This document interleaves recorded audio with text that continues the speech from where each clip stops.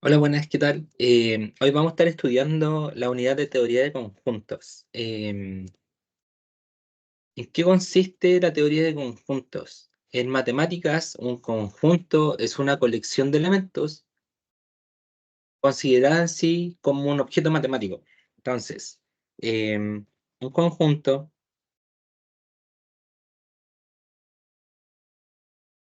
es una colección de elementos.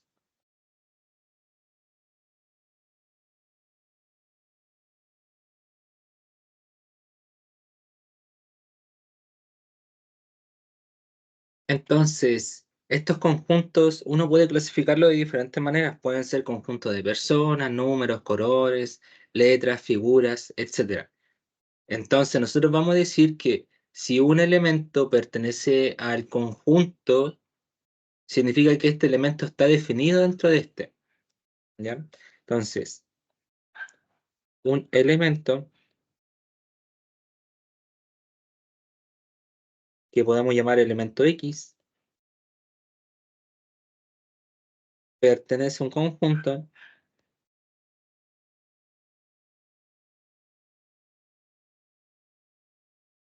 que podemos llamarlo A. Entonces, esto uno lo suele anotar como X pertenece a, ¿ya? Entonces, demos un ejemplo.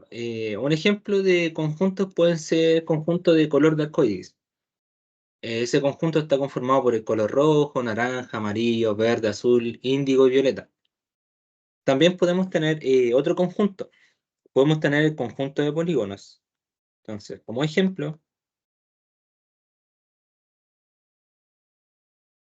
conjunto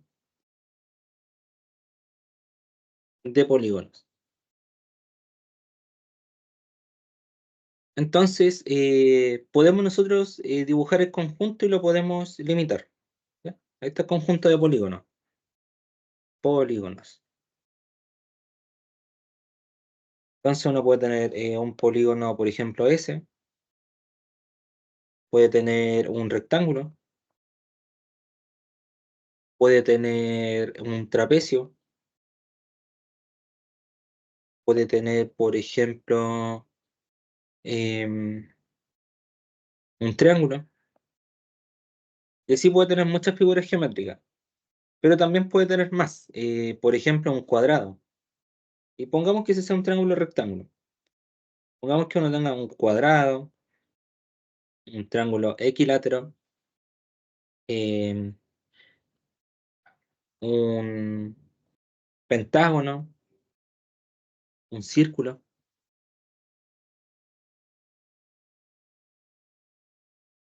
Entonces nosotros también podemos tener dentro de este conjunto un subconjunto, o sea, elementos que pertenecen a esto, a este conjunto más grande que es llamado polígono, y este es un subconjunto que nosotros vamos a llamar polígonos regulares.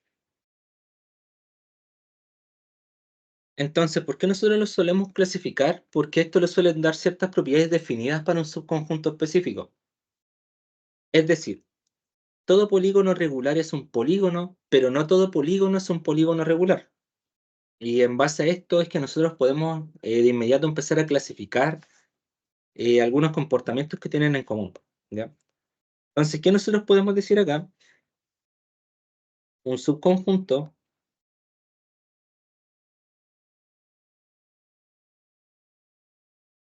es un conjunto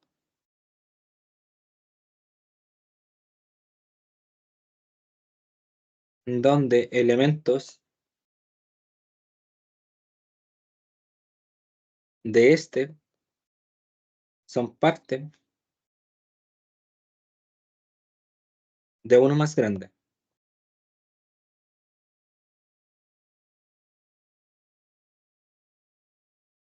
Entonces, en este caso, uno puede anotar este subconjuntos, entonces, si X, un gorro, es subconjunto de X, entonces uno puede anotar esto de la siguiente manera. X es un subconjunto de X, ¿ya? En este caso, los polígonos regulares son un subconjunto de los polígonos, pero también hay que ser un poquito más riguroso con esto, porque de hecho, los polígonos regulares están todos estrictamente dentro de los polígonos. No hay un polígono que escape, por ejemplo, que no sea, que escape de la regla. Entonces, si no escapa la regla, ¿qué uno puede decir? Puede decir que esto es un subconjunto propio. En este caso, los polígonos regulares son un subconjunto propio de los polígonos, porque todos los elementos de los polígonos regulares, todos están contenidos dentro de los polígonos. Por ejemplo, el conjunto de los naturales es un subconjunto propio del conjunto de los números reales, porque está contenido y no hay ningún elemento que escape. Em, Ahora, si es que analizamos, por ejemplo, raíz de x, y ahí ya tenemos que empezar a detallar un poquito, porque sí, efectivamente, si es que uno dice por X motivo que X pertenece a todos los reales, eso no es cierto. Ya que, bueno, en raíz de X se define para los reales positivos y el cero, pero en este caso no se define para los reales negativos, al menos dentro del cuerpo de los reales. Eso se define dentro de un cuerpo complejo, ¿ya? Entonces, ¿por qué uno suele estudiar conjuntos? Porque un conjunto en general puede definirse mediante una propiedad que todos sus elementos poseen. Por ejemplo, para todos los números naturales se considera la propiedad de ser un número primo. Entonces los números primos son 2, 3, 5, 7, 11, 13, 17, etcétera. Entonces, todos los números primos son un subconjunto de los números naturales, subconjunto propio en específico. Pero por eso es que nosotros lo estamos estudiando, pero formalmente hay que darle alguna expresión, porque un conjunto, si bien sabemos que es un tipo de objeto matemático, a este tipo de objetos matemáticos lo tratan algo que se llama los axiomas de Zermelo-Fraenkel. Eh, Más bien, la teoría de conjunto es una disciplina totalmente distinta relacionada con el estudio de los conjuntos numéricos, porque esto involucra conjuntos numéricos, axiomas, estructuras, grupos, etcétera. Entonces nosotros hoy día vamos a estar estudiando los axiomas de Zermelo-Fraenkel para darle una pequeña expresión a conjuntos. No vamos a estar estudiando teorías de conjuntos. O sea, sí, una parte, pero al igual como estudiamos eh, dentro de este mismo curso permutaciones, todo lo que tiene que ver con general con combinatoria, dentro de matemáticas discretas se suele estudiar de una manera un poco distinta. Pero esto a nosotros, ¿por qué nos sirve estudiar los axiomas de Zermelo-Fraenkel? Porque nos va a dar una pequeña intuición de cómo funcionan las cosas y los va a poder adentrar para que podamos construir conjuntos como tal y darle alguna expresión formal. Como les digo, no vamos a estudiar teoría de conjuntos a fondo, es decir, no vamos a estudiar axiomas, estructuras, grupos, bueno, aparte de los axiomas de Zermelo-Fraenkel, pero sí esto les sirve porque nosotros podemos aplicarlo directamente a conjuntos numéricos y podríamos dar alguna expresión, ¿ya? Eh, si bien yo tengo claro que esto no se evalúa en PAES, porque de hecho, a ver,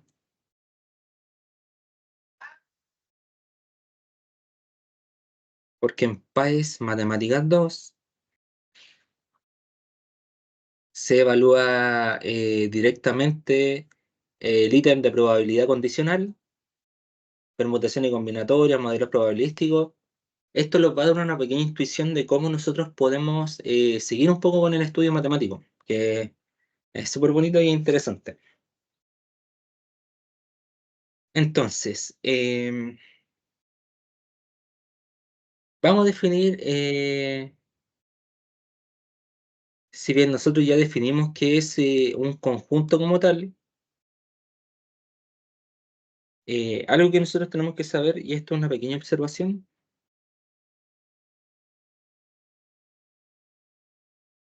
los conjuntos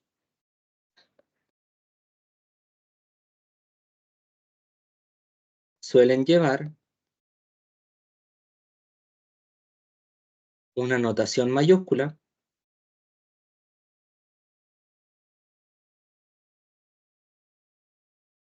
matemática.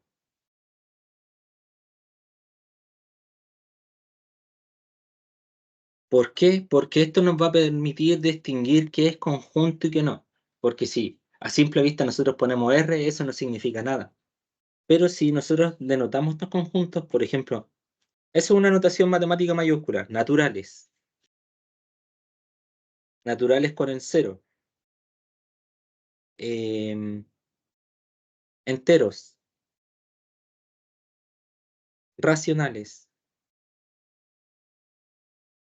irracionales, reales, complejos. Inclusive si es que nosotros quisiéramos definir algún conjunto, por ejemplo, sea A un conjunto, punto, punto, punto, ¿ya? Con eso nosotros dejamos claro que A es un conjunto. Es más, de hecho estas palabras están de más, porque al anotarlo así, de inmediato se distingue que A es un conjunto, ¿ya? Estos son algunos ejemplos. Estos ejemplos de notación.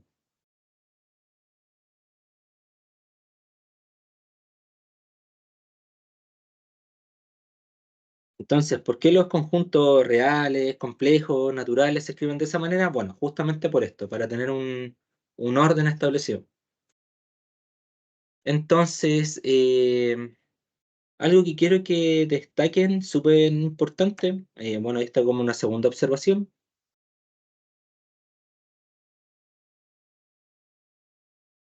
los elementos,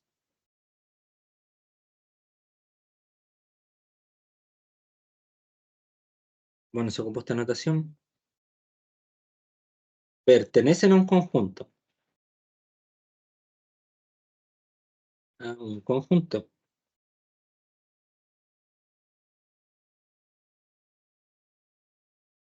pero los subconjuntos se subtienen en un conjunto mayor.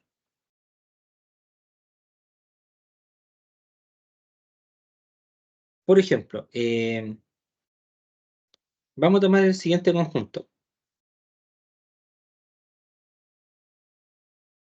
Es A, B, C, D, E, F y G.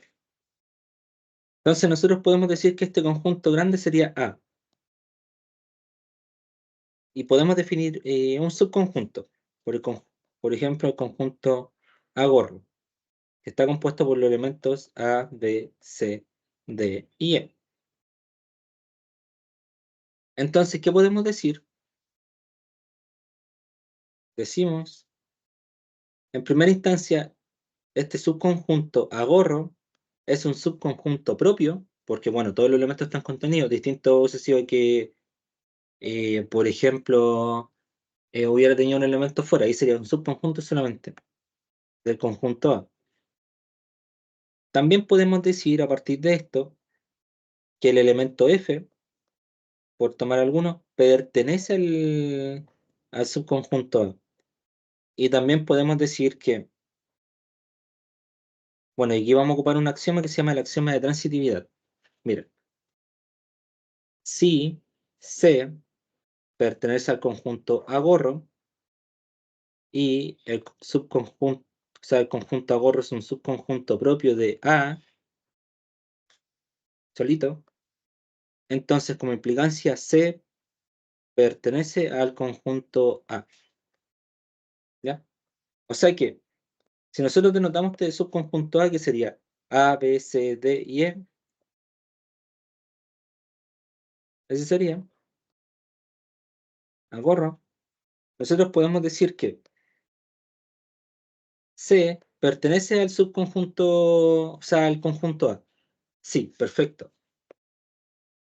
Pero el subconjunto A es un subconjunto propio de A. O sea, el conjunto A, gorro, es un subconjunto propio de A. Por ende, C pertenece a, porque lo contiene. ¿Bien? Eso. Entonces, cada vez que uno lee esta notación, significa C pertenece a. Esa notación de acá significa agorro es un subconjunto propio de A. Y ahora si tuviéramos un elemento H, por ejemplo, podríamos decir perfectamente que H no pertenece al conjunto A, porque está fuera. ¿Ya? Eso. Eso significa no pertenece.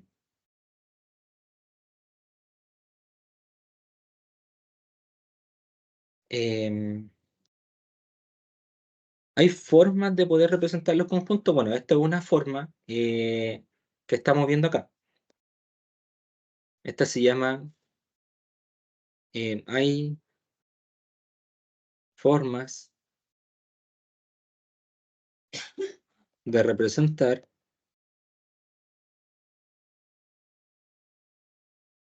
un conjunto.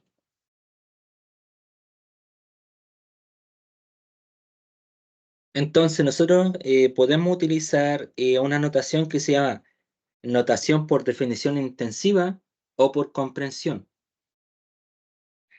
Entonces, cuando nosotros ocupamos alguna propiedad donde todos los elementos poseen, sin embargo, no sé, tenemos un conjunto em, cualquiera, podemos visualizar esto en diagrama de Venn. Bueno, este es como un pseudo diagrama de Venn, ¿ya? Si nosotros dibujamos los polígonos, por ejemplo, abajo, em, uno, representación visual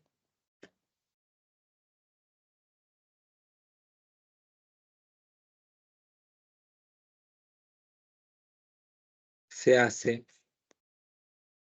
en lo que nosotros llamamos diagrama de Venn.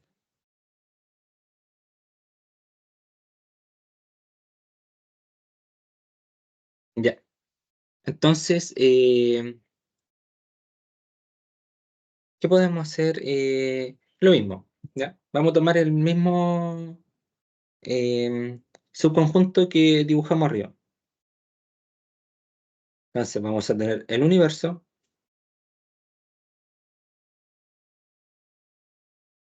y vamos a dibujar un subconjunto cualquiera. Por ejemplo, acá, un círculo.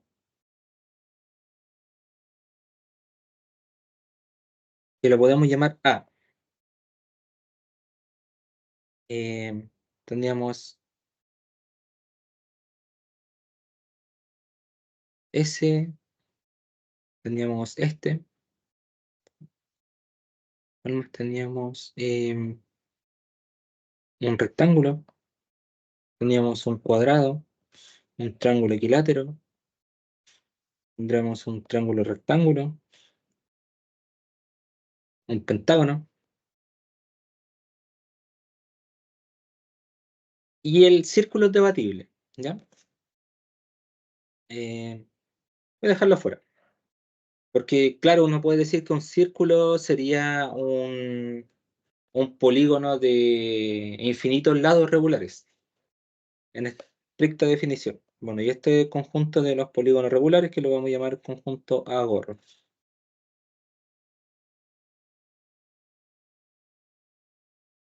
Ya, y también podemos tener, no sé, más figuras, a ver, un óvalo, una estrella, y no sé, un ángulo. Entonces, esto es una representación visual y se llaman diagramas de Venn, ¿ya? Es una forma de representar conjuntos. También, ¿qué podemos decir acá? Podemos decir, por ejemplo, que el cuadrado pertenece a gorro. Entonces, el cuadrado pertenece a el círculo, no pertenece a, entonces el círculo no pertenece a gorro, ¿ya? Ahí tenemos una forma de denotar eso. Y también podemos decir que agorro es un subconjunto propio de A. Eso es un poco lo que hemos hecho hasta ahora. También podemos ocupar otra notación, ¿ya? Hay algo que se llama notación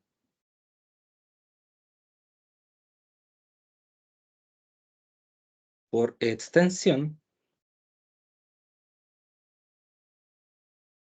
y compresión. Y esto nosotros, si bien ya lo habíamos visto antes, ahora nosotros vamos a darle una expresión como tal. Entonces, si nosotros ocupáramos una notación extensiva, por ejemplo, podríamos decir notación extensiva. Podríamos decir que A como tal es un conjunto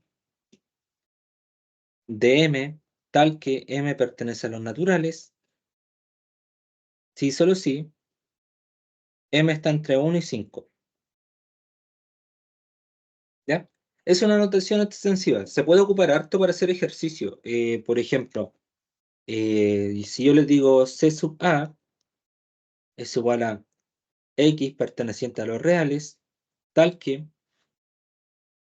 el valor absoluto de 2x menos 3 es menor o igual que A más 2.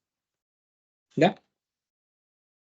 Para eso nosotros ocupamos la notación extensiva, porque es un poco más detallado. Detalla un poco más lo que está diciendo ya. M pertenece a los naturales. Sí, perfecto. Y cumple esta condición. En el de abajo, ¿X pertenece a los reales? Sí, siempre y cuando se cumple esa condición. Y ahora también nosotros tenemos que resolver, así que esto podría ser un ejercicio que lo pueden intentar desarrollar. Y por otro lado tenemos la notación intensiva,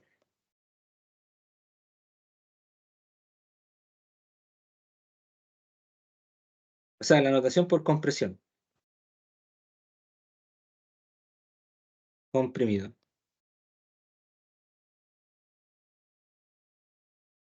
Entonces, la notación comprimida es bastante simple y vamos a hacerlo con esta también. Lo único que tiene de relevante esto es que uno dice que M está entre 1 y 5. Por lo tanto, el conjunto A es igual a M, un elemento M que pertenece al intervalo 1,5. Y todo esto que nosotros escribimos acá, lo estamos detallando acá. Por eso se llama compresión. En cambio, la notación extensiva es un poco más detallado acerca de lo que estamos haciendo. Y bueno, y también están los diagramas de Venn. Siempre útiles y prácticos para poder desarrollar algún ejercicio X. Ya. Entonces, como nosotros ya tenemos las bases acerca de esto, vamos a estudiar como tal los axiomas de Zermelo-Fraenkel. Entonces, vamos a ello. Lo voy a anotar con color amarillo. Axiomas de Zermelo-Fraenkel. Ya. Entonces, antes de estudiar los axiomas como tal, nosotros vamos a estudiar algo que se llama el postulado de Cantor. Postulado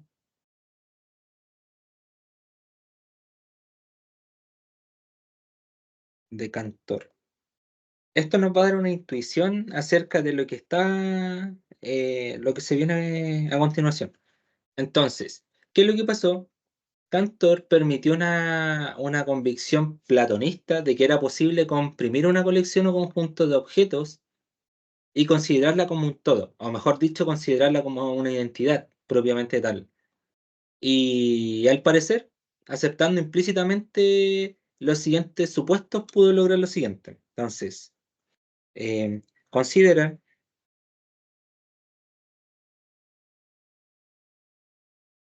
que es posible comprimir un conjunto. Entonces, bajo los siguientes supuestos.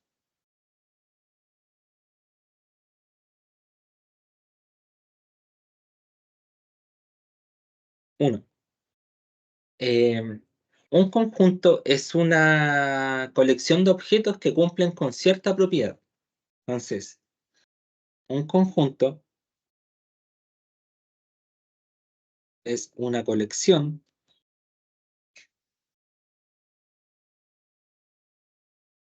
de objetos que cumplen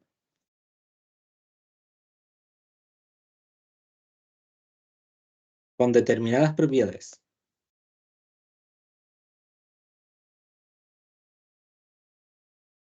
Esas propiedades como tal las vamos a llamar elementos, ¿ya? Entre paréntesis, elementos. Y que por lo tanto queda definido por esa propiedad. Y queda definido por esa, entre comillas, propiedad. Y eso no es muy distinto de lo que hicimos actualmente, porque de hecho lo que hicimos acá básicamente fue clasificar polígonos regulares, y lo que hicimos para clasificar polígonos regulares era que todos sus lados tenían que tener la misma medida. A eso él se refiere un poco con la propiedad, ¿ya? Segundo postulado, dice, un conjunto es una sola entidad matemática, de modo que puede a su vez ser contenido por otro conjunto. Un conjunto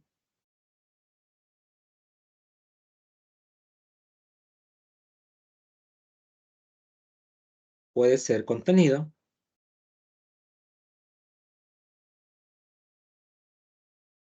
por otro conjunto.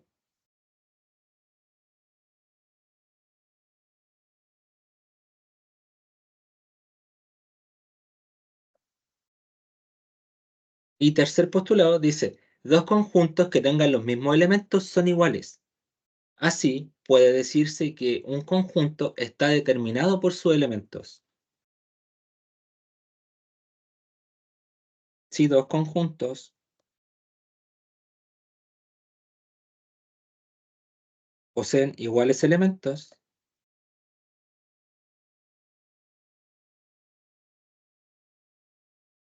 estos son iguales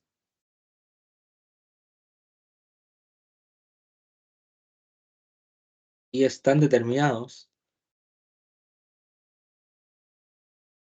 por sus propiedades.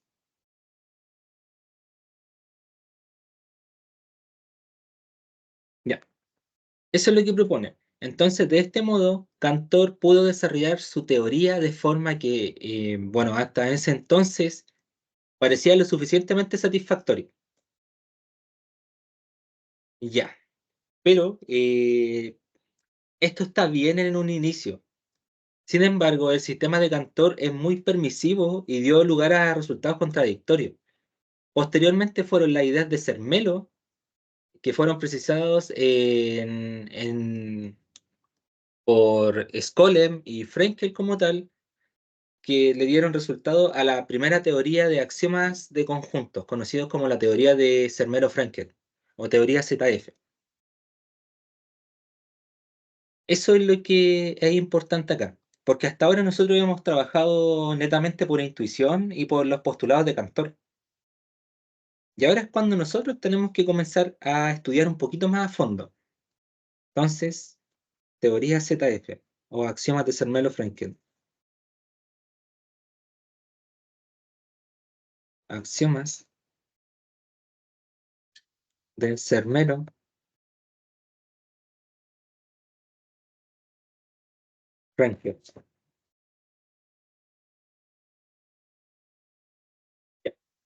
Entonces, eh,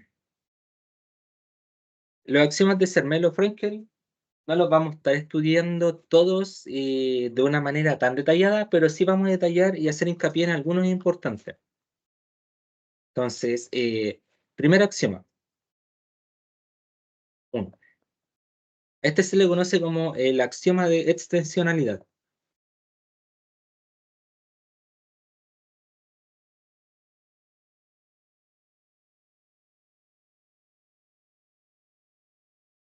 ¿Qué los dice? Los dice, si dos conjuntos son iguales, sí y solo sí tienen los mismos elementos. Entonces, dos conjuntos son iguales si y solo si poseen los mismos elementos.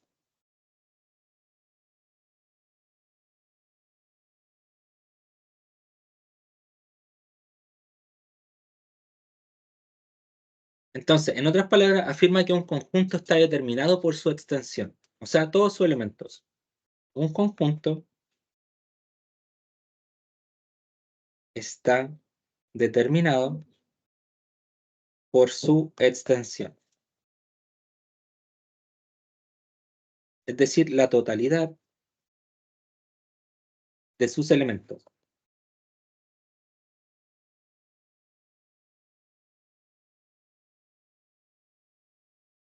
Entonces, una relación más general es la igualdad e inclusión, que nosotros la podemos definir de la siguiente manera. Entonces, X es un subconjunto eh, igual de Y, si y solo si, para todo A, podemos definir lo siguiente. Si A pertenece a X, entonces A pertenece a Y, porque X está contenido propiamente en Y. O sea que X puede ser igual a Y, es como que nosotros dijéramos esto. Ahí está Y. Entonces, X puede estar contenido en Y o puede ser igual a Y. O sea, son todos los elementos o una pequeña parte. Eso lo dice el axioma de extensionalidad. Número 2. El axioma de conjunto vacío. Conjunto vacío. Entonces, el axioma de conjunto vacío nos da un conjunto sin elementos propiamente tal. O sea que la cardinalidad del axioma, o sea, la cardinalidad del conjunto vacío es cero, porque no tiene elementos. Y este axioma se utiliza con el símbolo vacío. Entonces, el conjunto vacío es un conjunto. Ese símbolo lo vamos a ocupar sin elementos. De modo que la cardinalidad del conjunto vacío es cero. Y esto está justificado por el axioma de extensionalidad, ya que nos dice que este conjunto es único. ¿Qué es lo que nosotros podemos hacer? Podemos decir, si vacío y vacío gorro fueran dos conjuntos vacíos, son dos conjuntos vacíos,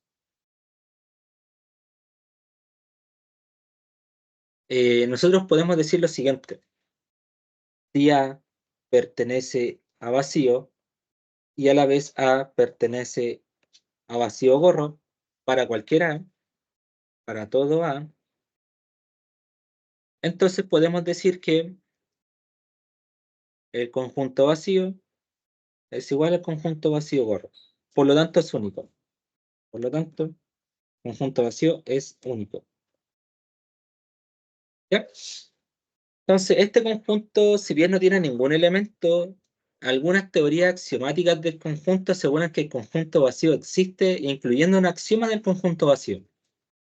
Y en otras teorías como tal, como la teoría de conjuntos en general, su existencia se puede deducir. ¿Ya? No es tan necesario darle un axioma, sino aceptarlo solamente. O sea, bueno, de hecho, en parte eso es un axioma. Número 3. Los axiomas de par.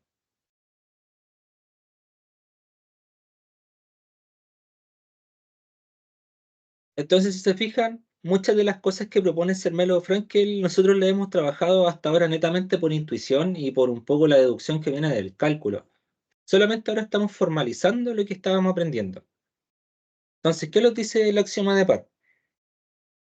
Eh, entonces, nos dice que si X e Y son dos conjuntos,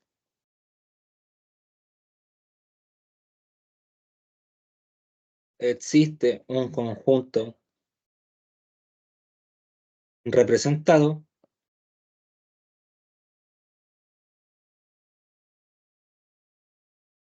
de la siguiente manera. Esto, bueno, aunque se vea un poco feo, esto voy a intentarlo dibujar mejor. Estos son corchetes X, y esto lo voy a dibujar con mayúsculas, y que nosotros estamos trabajando conjuntos con mayúsculas. Y mayúscula. Entonces me dice que si tenemos dos conjuntos X y, también existe un conjunto formado por X y Y, cuyos elementos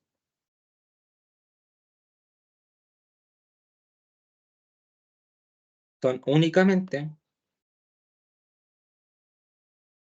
X minúscula e Y minúscula. ¿Ya?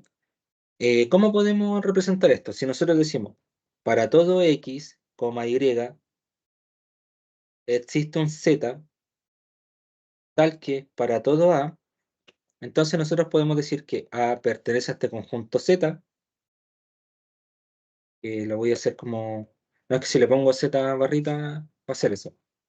Si solo si A es igual a X o A es igual a Y. ¿Ya? Entonces, de aquí nosotros fijémonos que del axioma de par, nosotros tenemos que a partir de este conjunto de X e Y, nosotros podríamos escribir el siguiente conjunto. Entonces, si tenemos este conjunto X mayúscula e Y mayúscula, podríamos decir que todos los elementos, o sea, de la forma X e Y, pertenecen a este axioma de par. O sea, X mayúscula como Y mayúscula. Y esto de acá es lo que ustedes han trabajado toda la vida, pero este se le llama par ordenado o coordenada en física. De aquí viene un poco por qué se llama par ordenado. Debido a que si nosotros tenemos dos conjuntos, un conjunto X y un conjunto Y, tenemos que cada uno de esos elementos ordenados pertenecen a ese plano. Por ejemplo, cuando ustedes dicen, si X pertenece a los reales e Y pertenece a los reales, entonces están escribiendo a X, Y, y eso sería más que nada una contención de R cuadrado. O sea, esto como tal sería un plano,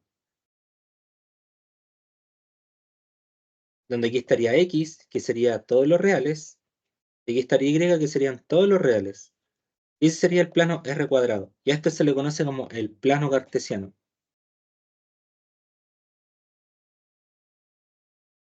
que como consecuencia, todas las coordenadas se escriben mediante un par cartesiano. O sea, una posición determinada en X y una posición determinada en Y.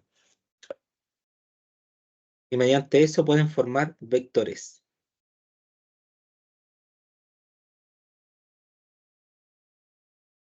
que pueden ser más grandes, pueden ser más pequeños, etc. Ya, ese sería. Entonces, ven, es súper práctico esto. Eh,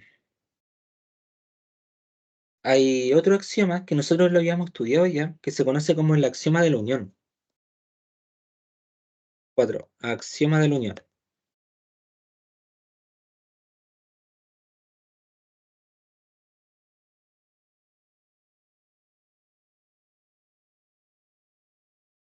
Entonces, ¿qué podemos decir? Decimos, si A sub I es una serie de colección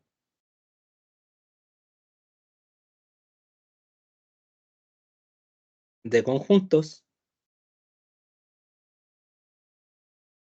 entonces la unión de todos estos subconjuntos A sub I eh, contiene a todos ellos elementos de esto, y lo podemos denotar con la letra A. De tal manera que esto lo podemos ocupar por extensión incluso, de la forma A es igual a A1, A2, A3, punto, punto, punto, y hasta N, si es que llega hasta N, si es que llegara. ¿Ya? Entonces, si esto tiene N elementos, toda esta colección de conjuntos nosotros lo podemos describir de la siguiente manera. la colección A1, unión A2, unión A3, unión punto, punto, punto, unión AN. Entonces, si es que nosotros tenemos toda esa colección, es sencillo describir cómo podemos representar la unión del conjunto A. Entonces, es sencillo ver que sucede lo siguiente. Si A pertenece a I, unión A sub J, entonces A pertenece a A sub I o A pertenece a A sub J. ¿Pertenece a uno o pertenece a otro? Entonces, de esta manera, el axioma de la unión y el axioma de pares garantizan la existencia del conjunto. Entonces, A sub I unión A sub J es igual a un elemento A, tal que A pertenece a X, o sea, A pertenece a A sub I, ya que me quedé pegado un poco con lo de arriba, o A pertenece a A sub J. Eso me dice el axioma de la unión. Esto nosotros lo ocupamos, recuerden, cuando nosotros estudiamos el eje de técnicas de conteo. Y ahora solamente hicimos una extensión.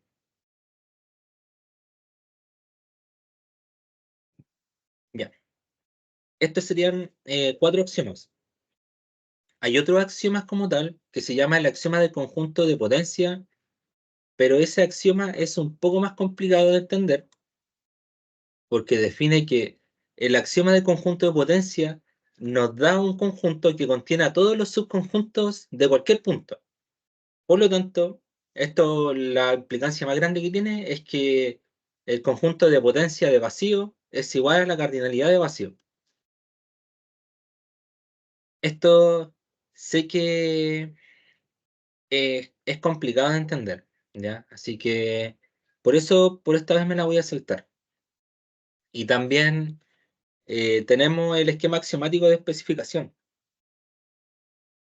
porque si bien el esquema axiomático de especificación es una versión menor del axioma de Fritz, este último se puede obtener un conjunto de elementos que satisfagan cierta propiedad. En cambio, con Fritz nosotros estamos garantizando demasiado y estamos dando lugar a un sistema de paradojas como las paradojas de Russell. Entonces, por otra parte, el esquema de especificación va de acuerdo con la doctrina de reducción del tamaño y esto permite obtener algunos conjuntos a partir de otros, o sea, conjuntos cuyo tamaño es menor que el que obtuvo inicialmente.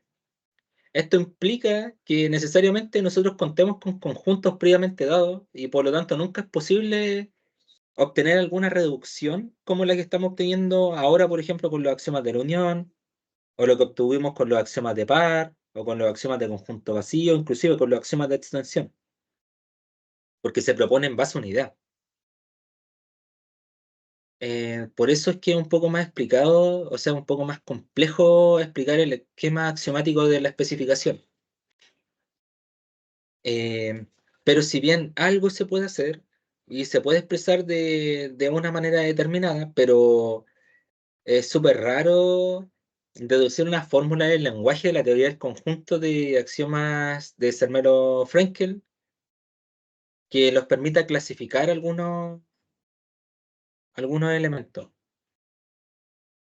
Por eso es que yo lo explico solamente porque a partir de esto se deduce que el esquema de reemplazo no se estudia, al menos acá, y yo tampoco suelo enseñarlo debido a la complejidad lógica que tienen estas variables. Y es súper complejo de entenderlo, no es sencillo. Así que, em, sin afán de ofender, me lo voy a saltar. ¿Ya? Ya. Pero algo sí que es interesante, este era el número 4, vamos por el número 5. Es algo que se conoce como el axioma de infinitud.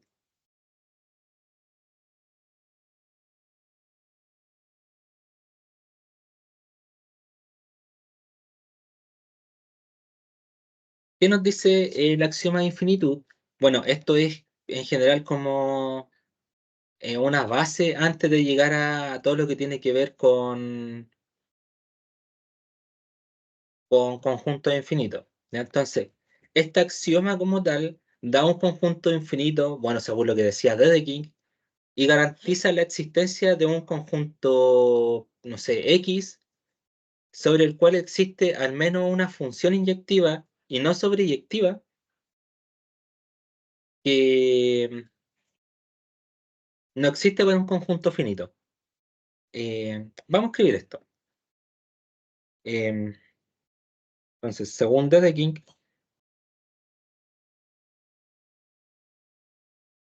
que es matemático, bueno, siendo como un parte, Dedekind es un matemático súper importante debido a lo que plantea. Una de las cosas que plantea este matemático alemán Richard Dedekind era las cortaduras de Dedekind como tal, el trabajo de las cotas, de las limitantes, de divisiones como tal, y bueno, y también tiene algo que se llama el número de Dedekind.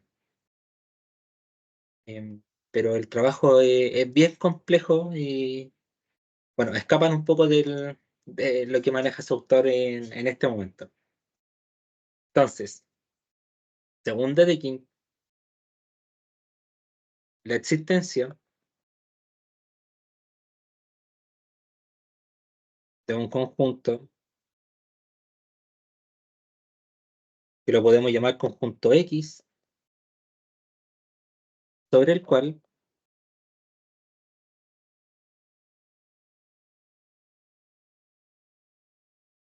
sucede lo siguiente. eh, Vamos a definir una función f que vaya desde x hacia x.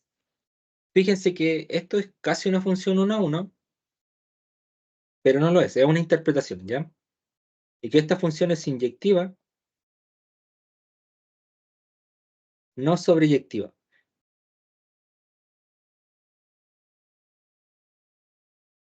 Que bueno, ¿por qué decimos que no es sobreyectiva? Porque claramente no existe para un conjunto finito esto, porque recuerden que nosotros estamos intentando dar un conjunto infinito, ¿ya? Entonces, nosotros podemos decir que el dominio de la función, entonces, el dominio de la función, bueno, en general yo lo suelo anotar así, o hay gente que lo suele anotar así. El dominio de la función en este caso sería x, y el recorrido de la función también sería x. Sería el conjunto X en realidad, y aquí estamos definiendo conjunto. Bueno, y acá también.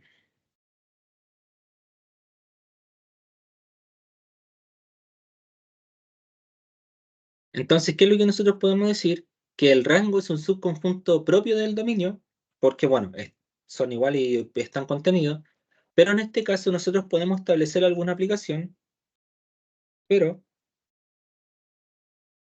podemos decir que el rango o el recorrido es un subconjunto propio del dominio de la función.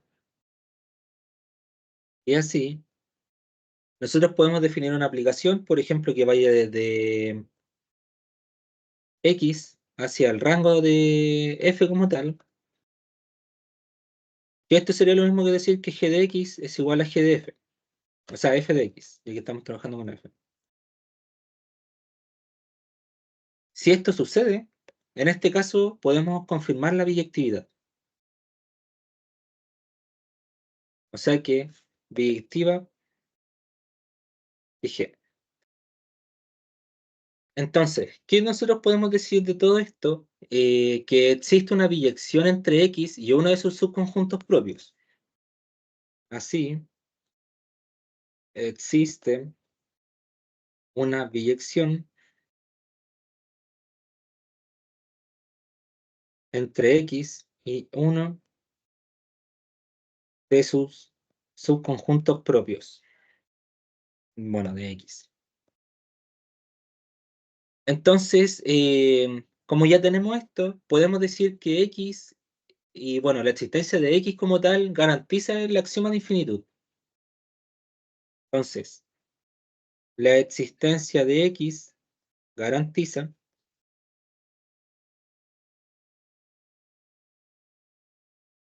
el axioma de infinitud. O sea, ¿qué podemos decir? Podemos decir, uno, que el conjunto vacío pertenece a X como tal.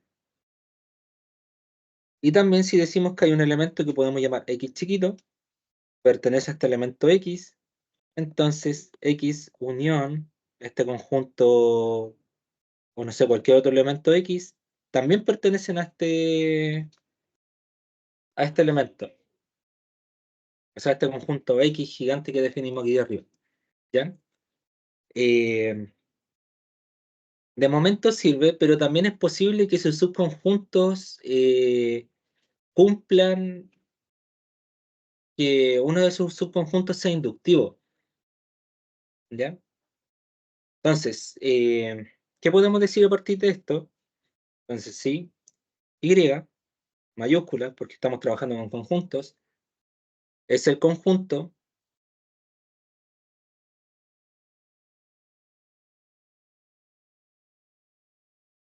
de todos los subconjuntos inductivos de X. Si estamos trabajando con todos los subconjuntos inductivos, significa que Y no es un subconjunto vacío.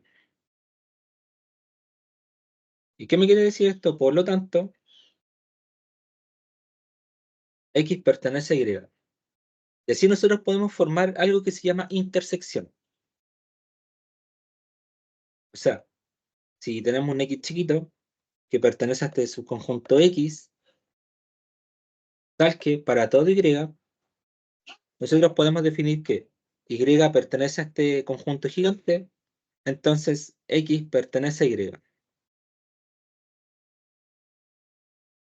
Em, Todo esto de acá son conjuntos, ¿ya? Estoy trabajando solamente con conjuntos. Conjuntos, conjuntos, conjuntos, conjuntos. Todo esto son conjuntos, ¿ya? Conjuntos, ya. Eso.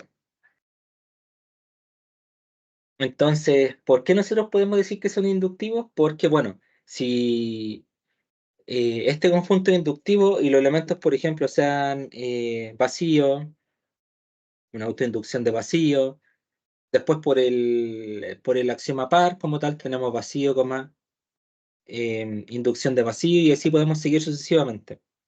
Después tengan S con otro más, etcétera. Entonces estos mismos pueden considerarse los números naturales, Hermelo Frankel. Y a partir de esto nosotros podemos decir que si es que nosotros tenemos esto, entonces la unión de Y, gigante, sería igual a los números naturales. Y de hecho eso es lo que estamos haciendo. Por eso estamos haciendo 0, 1, 2, 3 y así siguen sucesivamente. Entonces ahí tienen una construcción un poco más, no, lo voy a dejar ahí, una construcción un poco más rara que pueden ver a esta altura de los números naturales. ¿Ya? Em,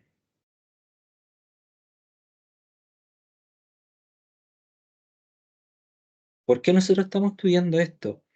Porque, bueno, tenemos que darle expresión como dijimos y también em, hay otros dos axiomas que nos faltan, que se llama el axioma de regularidad. Sí, sí lo vamos a estudiar igual, aunque ese es un poco más raro,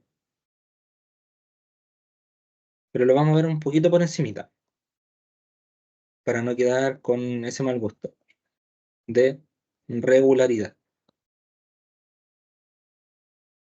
Ya.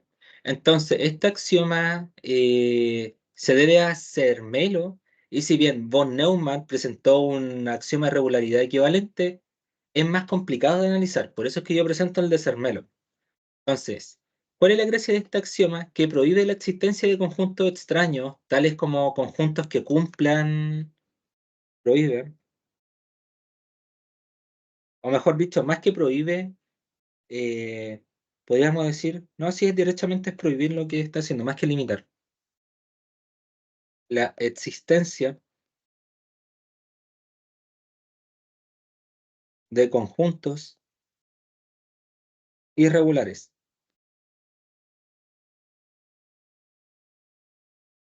como conjuntos que cumplan, por ejemplo, con XX o un par de conjuntos con que uno diga, no sé, si X pertenece a Y Y pertenece a X, esto está raro, está súper raro de analizar. Y que también otra cosa que prohíbe la existencia de cadenas de descendientes infinitas. Por ejemplo, no sé, pertenece a X cuadrado, pertenece a X1, pertenece a X0. Porque esto, de hecho, es comenzar a redundar en lo mismo. Es como formar un subconjunto entre un subconjunto entre un subconjunto y así siguen sucesivamente. Y dicen que el elemento del último subconjunto pertenece a ese subconjunto y al mayor, y después al mayor y al mayor, y así siguen sucesivamente, entonces no tienen por dónde seguir. ¿Ya? Por eso les digo, todo esto de analizar acá está súper raro. Y existen teorías de conjunto donde se excluye este axioma porque resulta que, bueno, y la teoría que resulta de añadir un contrario del axioma de regularidad eh, se le conoce como la teoría de conjuntos no bien fundado. Pero esto es raro. Pero lo interesante es que prohíbe la existencia de conjuntos irregulares. Con eso los quedamos. ¿Ya? Y por último, y no menos importante, hay un axioma que a mí no me gusta tanto, que se llama el axioma de elección. Pero este es un axioma no constructivo. Es decir, que el sentido de este axioma se determina como un conjunto único a partir de su información. Y la complejidad notacional que tiene esto en algunos casos hacen pensar que de hecho no es un axioma. Eh, Matemáticos, de hecho, el amigo de Albert Einstein, Gödel, probó que el axioma de elección era consistente con los axiomas de Cervelo-Frenkel y por eso es que se lo sigue incluyendo. Pero también puede emplearse junto a ellos sin temor de tener algunas contradicciones, aunque bueno, según cómo se denote también pueden llegar a otros casos, pero acá es un problema el axioma de elección. Em, ¿Por qué? Porque, a ver, si es que lo hago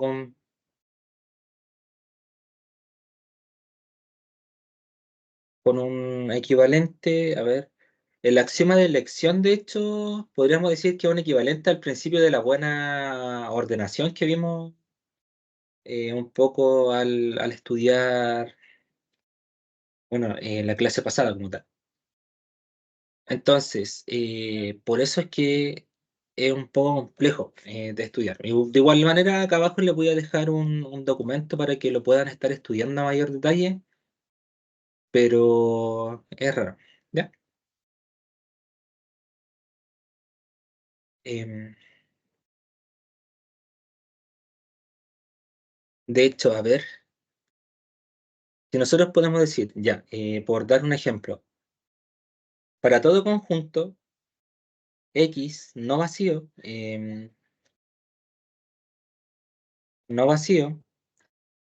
de conjuntos disjuntos, tal que uno puede decir que el conjunto vacío es distinto de conjunto X.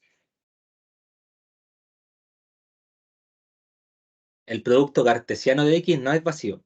Y el producto cartesiano que tienen ahí está arriba. ¿Ya? Entonces, ¿qué hizo Russell con esto? A esto lo llamó el axioma multiplicativo y el nombre del axioma de elección fue dado por Zermelo al principio como una generalización para Russell. Entonces, eh, ¿qué es lo que podemos decir a partir de esto? Que para todo conjunto no vacío X, tal que conjunto no vacío, bueno, no pertenece a X como tal, existe una función cuyos argumentos X son elementos de X. ¿Qué significa esto? Que uno puede decir que una función, los argumentos de X pertenecen a X. Entonces, el nombre de ese axioma se debe al hecho de que la función f elige un elemento de cada elemento del conjunto. Es decir, que elige un elemento X de cada conjunto de elementos X. Y a partir de esto, Gödel probó que la consistencia lógica de los axiomas de de Zermelo-Fraenkel es indemostrable. Por eso es que se le suelen llamar axioma. Entonces, en cuanto a la completitud, el mismo Gödel, de hecho, en sus teorías de incompletitud demostró que si un sistema axiomático es lo suficientemente fuerte como para construir una aritmética recursiva, este sistema no puede ser completo y consistente. ¿Ya? Pero como les digo, esto es complejo de analizar y en primera instancia es hasta raro. Ya, ya que estudiamos todo lo que tiene que ver con axiomas de Zermelo-Fraenkel, vamos a estudiar conjuntos. Conjuntos.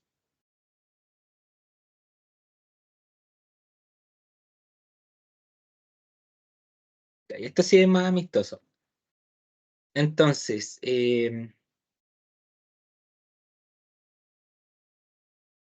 que nosotros estudiamos arriba conjuntos, hay algunas cosas que no vamos a repetir por no ser redundante, como por ejemplo que el conjunto vacío es un subconjunto de A, que es un conjunto no vacío, que la unión de A con el conjunto vacío sería A, que la intersección de A con el conjunto vacío es conjunto vacío, que el producto cartesiano de A y del conjunto vacío es vacío, que el único subconjunto es el propio subconjunto vacío, y etcétera, ¿ya? Y que, bueno, el número de elementos que tiene el conjunto vacío por la cardinalidad es cero.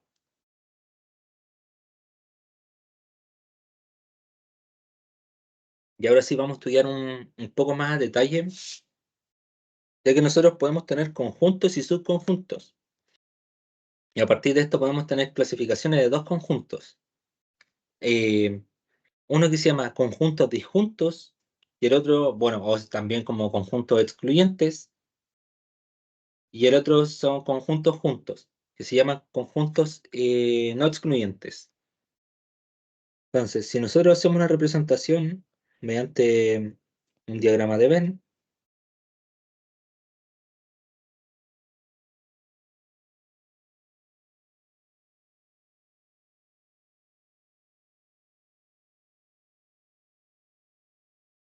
voy a ocupar colores de hecho.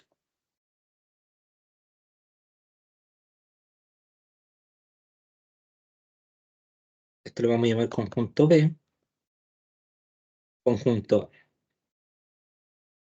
En este caso tenemos conjuntos disjuntos. Y aquí tenemos conjuntos juntos. Que esto es lo que se conoce como excluyente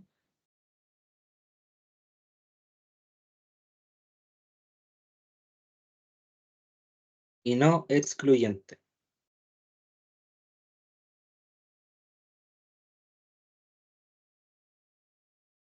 Entonces, bueno, ¿de dónde viene lo que le decía anteriormente? En este caso, fíjense, la intersección de A con B sería el conjunto vacío.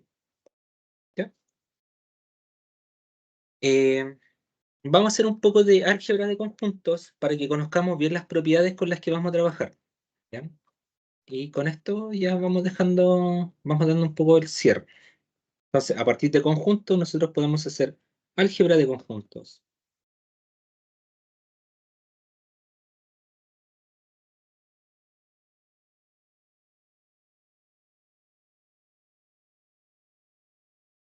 ¿Por qué estamos haciendo esto? Porque al igual cuando nosotros trabajamos con funciones, con números, necesitamos definir la operación algebraica con las que podemos trabajar.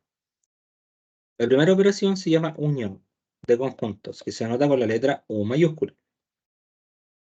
Entonces, la unión de dos conjuntos es el conjunto de todos los elementos que están presentes en A y en B.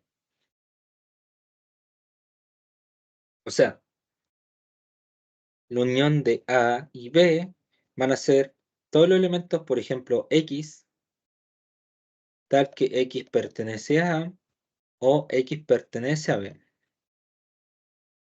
Eso se le conoce como unión. ¿ya? O sea, son todos los elementos que pertenecen a A o que pertenecen a B. Y de aquí viene un poco lo que nosotros estudiamos anteriormente, de que los elementos pertenecen a A o pertenecen a B, pero no pueden pertenecer a A y B al mismo tiempo. Y esto nos da paso también a algo que se llama intersección,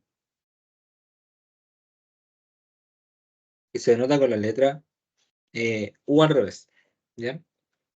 Entonces, ¿qué nos dice la intersección de A y B? X tal que X pertenece a A y X pertenece a B. Por lo tanto, en este caso, esto de acá sería la intersección. A intersectado con B. Y bueno, la unión aquí está claro que sería A y sería B. ¿Ya? Esas son operaciones. También tenemos la diferencia,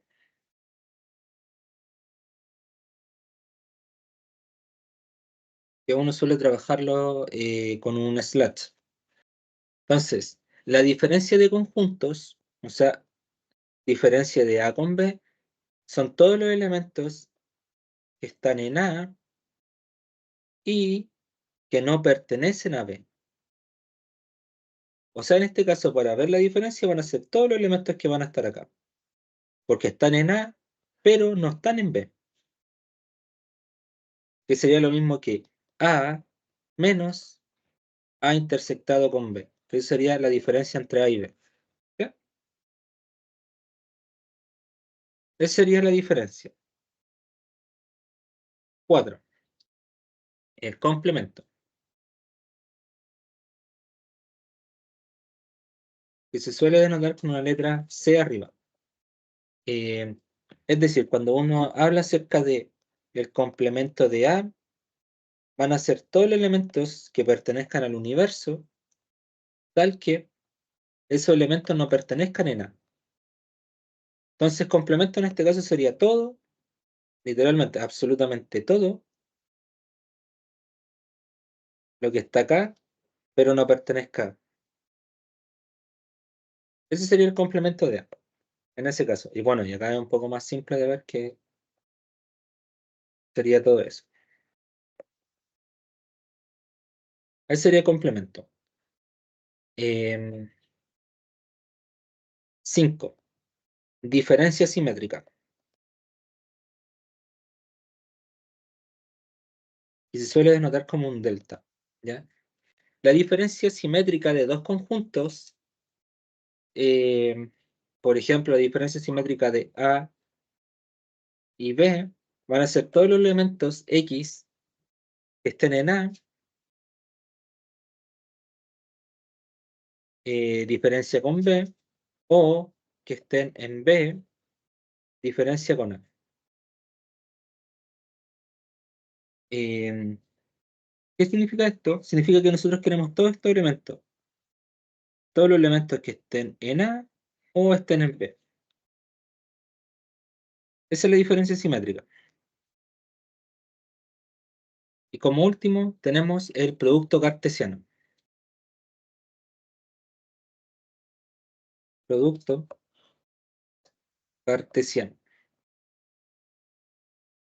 El producto cartesiano de dos conjuntos es el conjunto de los pares ordenados que se pueden formar con el primer elemento y el segundo elemento. Entonces, conjunto de pares ordenados del primer elemento, o sea, del primer conjunto,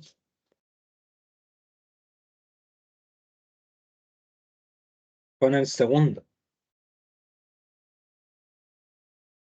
Eso es lo que nos quiere decir. Si nosotros hacemos una representación del producto cartesiano, por ejemplo, podríamos tomar diagrama sagital. Acá tenemos un conjunto A y un conjunto B. Y vamos a dar pocos elementos, no sé, A, B, C, D y E. Entonces, cuando uno dice el producto cartesiano entre A y B, que era, bueno, lo mismo que teníamos arriba, van a estar formados por el producto AC, AD, AE, AC, AD, AE y por B también.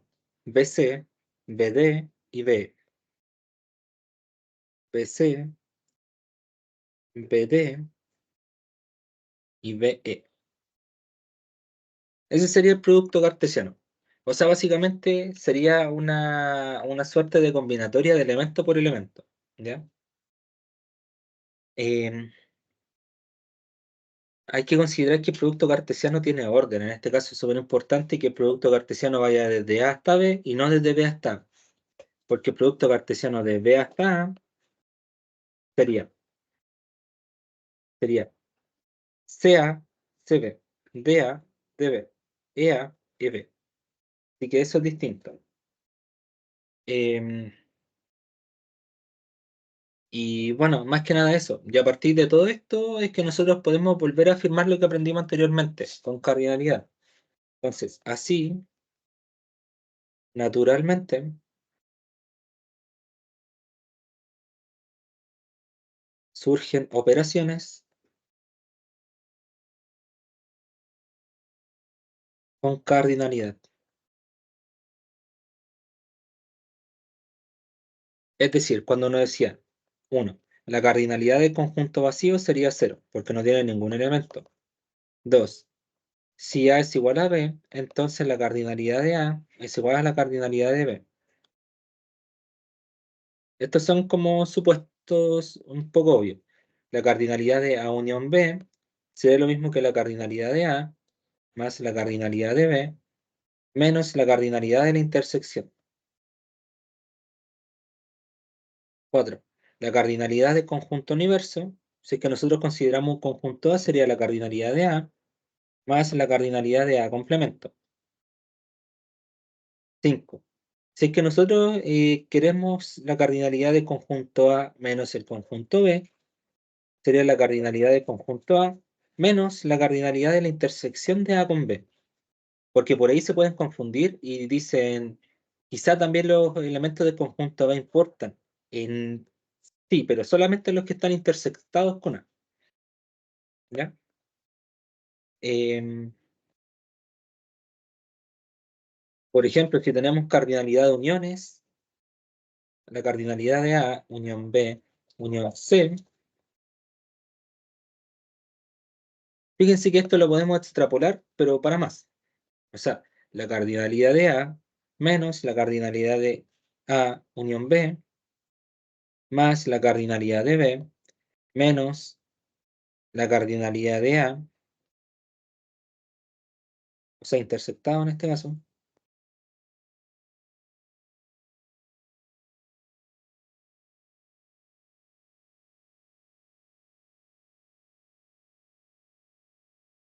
cardinalidad de A, inter B,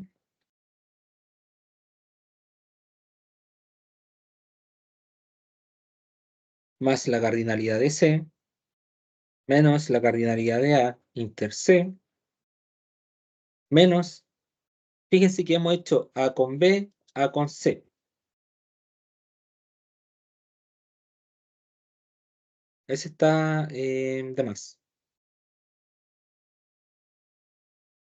La cardinalidad de C, y vamos a repetir ese al lado, menos la cardinalidad de A inter C. Ya. Fíjense que hemos hecho eso. Ahora falta uno. La cardinalidad de B con C y la cardinalidad de las tres juntas. A intersectado con C, intersectado con B. Si ven todo esto se puede extrapolar. ¿Ya? Y eso, vamos a hacer el último, a ver. Algo un poco más raro. De A menos, ya que estamos trabajando con eso, y podemos decir B unión C. Esto ustedes lo pueden escribir como la cardinalidad de A menos la cardinalidad de,